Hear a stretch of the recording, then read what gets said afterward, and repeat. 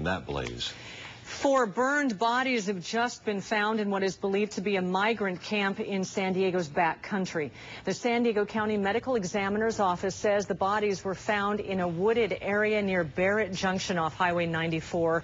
Border Patrol agents discovered the bodies of 3 men and a woman this afternoon in an area that was burned by the Harris fire.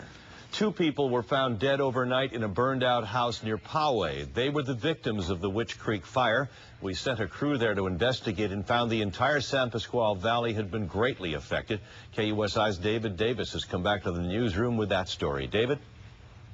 No doubt today has been the most emotional day yet since fire broke out. Some of the reality is setting in for those who've lost their homes. For one family, it goes beyond property loss. And for another, it's the frustration of not getting in to see it. It's some of the most beautiful remote country San Diego County has to offer. So it's no wonder why people build their homes up here. But it's also why many of them had to rely on intuition and friends last Sunday night. Marion was still sleeping. I answered the phone. He said, I just heard on the news that they're evacuating the San Pasqual Valley and Bandy Canyon. And he said, please come and stay with us. Just down the road from Diane and Marion Rose, another couple was not so fortunate. They were apparently told by neighbors to evacuate, but didn't heed the warning. When sheriff's deputies first responded after the fire, they found this. The couple's home burned to the ground, but no trace of the couple. But then, at a request from family members, they returned last night and found the bodies down the hill in that garage. The charred remains of one individual was discovered about 7:30 Wednesday evening, the other just after midnight. Positive identification has not been determined, but neighbors confirm Hess is their last name, and he ran a business of classic cars. More than a dozen of them were destroyed, along with 2 motorcycles. You can see the chimney still standing. Matter of fact, here's where we finished working on Sunday on the scaffolding for painting it. The Roses say they will be rebuilding at their location, even though they had just finished remodeling just hours before the fire hit. We just got through totally redoing the outside of the house. New wood, 4 coats of paint with the paintbrush.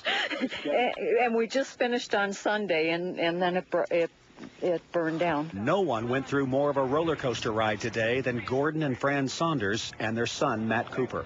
It's frustration not being able to get in, and it's frustration of not knowing what was going on up there. They weren't allowed to enter the evacuated Pasqual Valley, so KUSI went checking for them, and what we found was difficult to pass along. Everything was gone. Now we know that the house is down. At least we know that, and that's what we have been unable to find out, all this time. So it's good to know. I'm not happy that we don't have a house, but we know we have alternatives.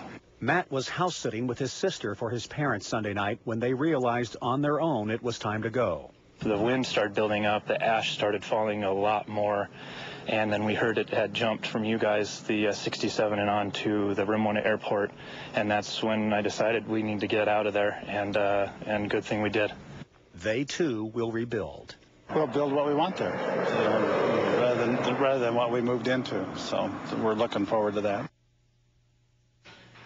Well, the resiliency is amazing, isn't it? 10 minutes after I told them their house burned down, they're already seeing the positive side of things and plan to rebuild. We do want to update you now. Just handed this from the medical examiner's office. Apparently, the last name that the neighbors felt it was and the sign we saw was Hess, but the 2 names actually given to us by the medical examiner's office now is a Victoria Catherine Fox, 55-year-old female, and a John Christopher Bain, a 58-year-old male. They were identified via dental records as burn victims in that house. I could tell you so much more. I wish I had the next hour to tell you what I saw today. It's just the intensity of the flames up there. I think a lot of people don't realize just how fast that went through and just how super hot that it was, David. That is so true, and I wanted to show you something. This looks, it's just a piece of metal. But this is a part of a car, and so many of the victims' cars were up there. Every one of them, this was just melted away from the cars all over the ground up there. And that tells you something, how quick things go through there and how hot that fire got. Wow. Thank you very much, David.